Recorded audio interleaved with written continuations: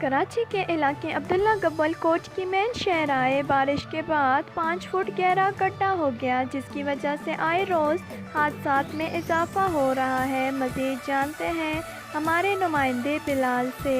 जी Bilal, update कीजिएगा। जी बिल्कुल, हम इस वक्त मौजूद हैं अब्दुल्ला गब्बल कोट की मेन शाहराह पर और ये रास्ता जो है ना न्यू कराची से होता हुआ नादरन बाईपास की तरफ जा रहा है। अगर मेरा कैमरामैन दिखा सके तो ये सड़कें टूट फूट का शिकार है और 5 फुट गहरा खड्डा यहाँ पर मौजूद है। यहाँ हमारे साथ कुछ लोग मौजूद हैं, हम इनसे पूछते हैं कि इनके क्या तासुरात हैं।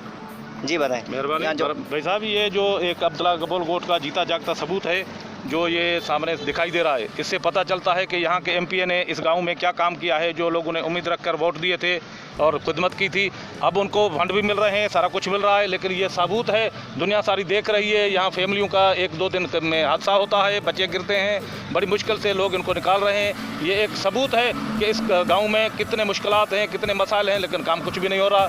हम बार बार आवाज़ उठाते हैं लेकिन इसका हल कोई नहीं निकलता। जी बिल्कुल, हम इस वक्त किसी और से भी जानते हैं। जी, ये अभी जिधर हम खड़े हुए हैं अब्दुल्ला गब्बल कोट मेन शाहराह है और ये नादरन बाईपास का लिंक रोड है। यहाँ से हज़ारों गाड़ियाँ रोज़ाना गुजरती हैं और आए रोज़ हादसे होते रहते हैं। एक हादसा तो हमारे सामने हुआ था, जो हमारे अपने रिश्तेदार थे, स्कूल से वो बच्चे लेके आ रहा था तो डंपर उसके ऊपर चढ़ गया, जिसकी वजह से एक बच्ची तो इंतकाल कर गई और 3 बच्चे जो हैं अभी हॉस्पिटल में हैं और उनके जो वालिद साहब हैं वो भी समझो माजूर हैं। अभी उनके घर में क्या हो रहा है वो हमें कुछ पता नहीं है। और अभी 2 दिन पहले यहाँ पर रक्षा कल्टी हो गया था, जिसमें लेडीज़ वगैरह भी गिर गई थी।